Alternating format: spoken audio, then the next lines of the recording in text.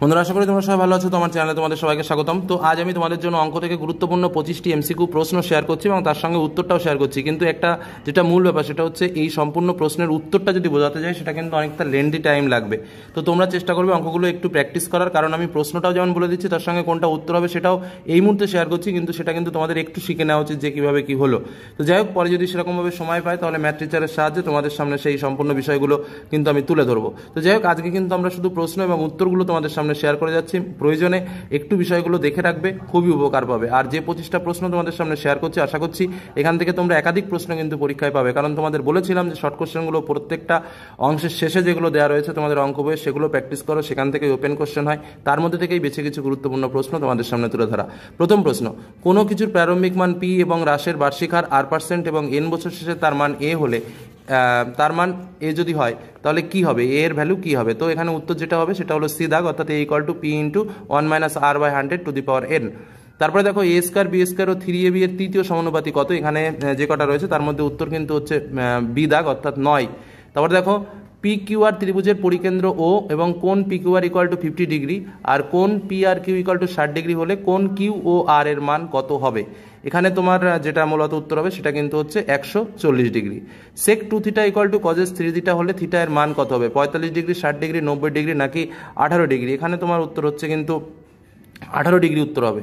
পরবর্তী প্রশ্ন দেখো, একটি লম্ববৃত্তাকার চোঙের বক্রতলের ক্ষেত্রফল ও আয়তনের সংখ্যামান সমান হলে চোঙটির ব্যাসার্ধ কত হবে?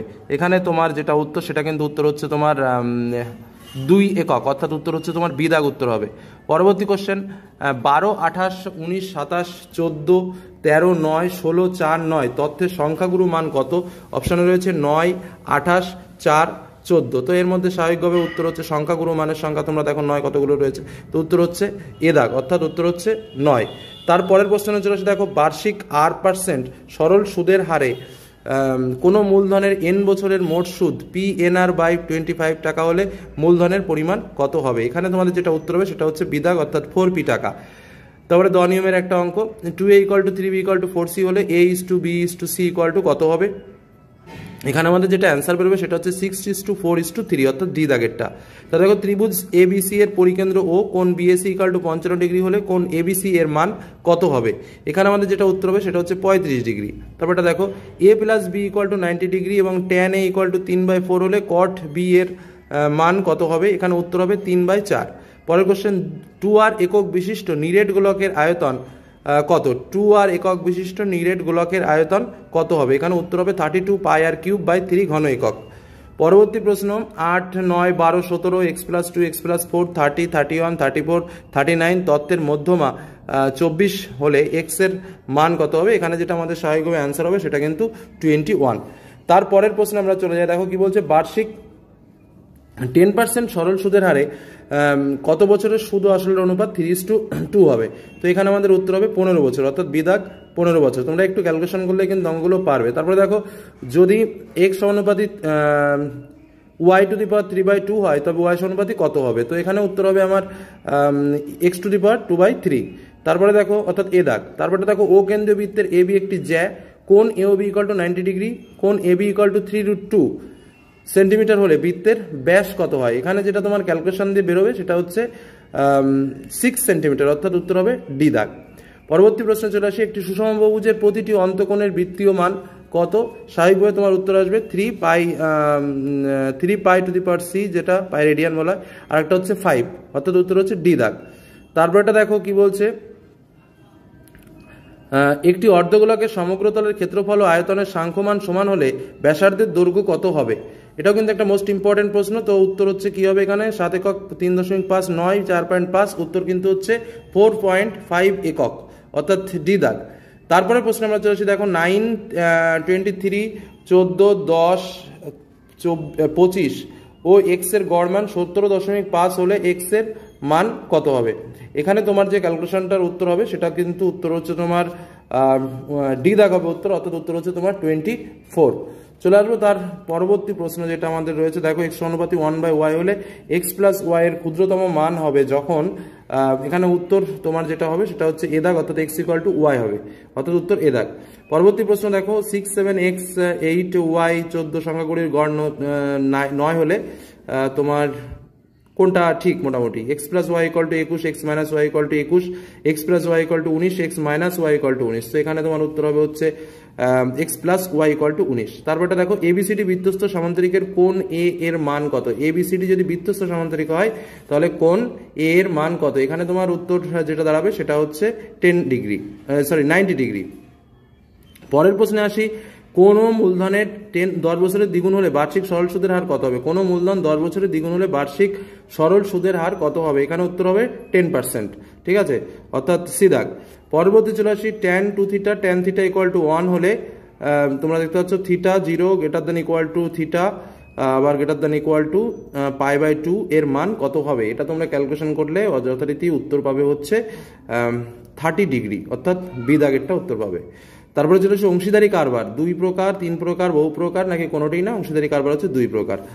পরবর্তী প্রশ্নে আমরা চলে আসি, দেখো বার্ষিক 15% সরল সুদের হারে x টাকার মাসিক সুদ 1 টাকা হলে x এর মান কত বের হবে? এটা তোমরা ক্যালকুলেশন করলে যথারীতি পাবে উত্তর সেটা হচ্ছে 80, অর্থাৎ উত্তর এ দাগ।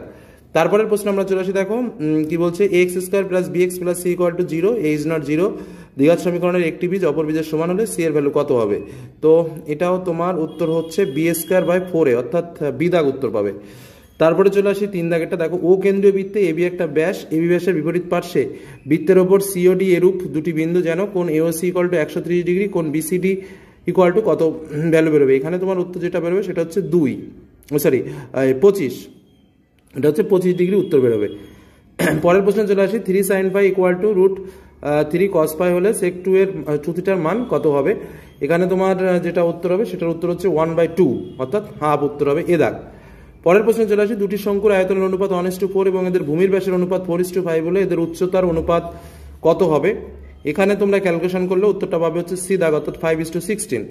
পরের কোশ্চেন চলে আসি, 3, 4, 6, 3, 4, 12, 9, 7, 6, 1, 11 এবং এক্স এর পর্যবেক্ষণগুলির সংখ্যা গরিষ্ঠ মান 6 হলে এক্স এর ভ্যালু কত হবে? এখানে তোমাদের যেটা ক্যালকুলেশন হবে এক্স এর ভ্যালু হচ্ছে 6ই হবে, অর্থাৎ উত্তর বি দাগ। এবার চলে আসি তার পরবর্তী প্রশ্নে, দেখো কি বলছে, 3 মাস অন্তর দেয় বার্ষিক, পরবর্তী প্রশ্নটা একটু দেখে নাও। বলছে কি 3 মাস অন্তর বার্ষিক আর অন্তর দেয় বার্ষিক 8% হার সুদে পি টাকার টি বছর মেয়াদ শেষে সমূল চক্রবৃদ্ধি কত হবে? এটার যদি তুমি ঠিকঠাক করে ক্যালকুলেশন করো তাহলে তুমি স্বাভাবিকভাবে উত্তর পাবে ডি দাগ, অর্থাৎ a equal to P into 1 plus r/14 to the power 40, ঠিক আছে। তারপরে চলে আসি, দেখো এক্স অনুপাতে ওয়াই হলে কোনটি সঠিক?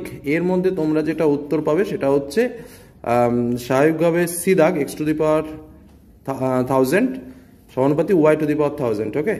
তারপরে চলে আসি পরবর্তী কোশ্চেন, দেখো কি বলছে, একটি প্রকৃত ভগ্নাংশ ও তার অনন্যকের অন্তর 7/20 হলে সমীকরণটি কি হবে? তো এক্ষেত্রে আমাদের স্বাভাবিকভাবে উত্তর যেটা বেরোবে সেটা হচ্ছে 1/x minus x equal to 7/20, অর্থাৎ উত্তর হচ্ছে সি দাগ। তারপরের প্রশ্নে আমরা চলে আসি, √7 - 2 এর অনুবন্ধীকরণটি কি হবে? তো অনুবন্ধীকরণী মানে উত্তর আসবে তোমার এখানে হচ্ছে স্বাভাবিকভাবে বি দাগ, অর্থাৎ -√7 - 2, বোঝা গেল কি বললাম? -√7 - 2, অর্থাৎ উত্তর হচ্ছে বি দাগ।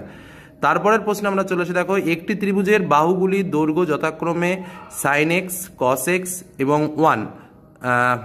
sin x cos x 1 একক, ত্রিভুজের বৃহত্তম কোণটির বৃত্তীয় মান কত? যেখানে x is not equal to 0 বা 90 ডিগ্রি। তো এক্ষেত্রে কিন্তু আমাদের স্বাভাবিকভাবে উত্তর হচ্ছে π/2, অর্থাৎ উত্তর ডি দাগ। এবার চলে আসি লাস্ট কোশ্চেন আজকের আলোচনা, যেটা হচ্ছে দুটি বৃত্ত পরস্পরকে স্পর্শ না করলে বৃত্ত দুটির সর্বাধিক সাধারণ স্পর্শকের সংখ্যা কত হবে? তো এক্ষেত্রে আমাদের উত্তর হবে সি দাগ, অর্থাৎ 4। দুটি বৃত্ত পরস্পরকে স্পর্শ না করলে বৃত্ত দুটির সর্বাধিক সাধারণ স্পর্শকের সংখ্যা হবে 4টি।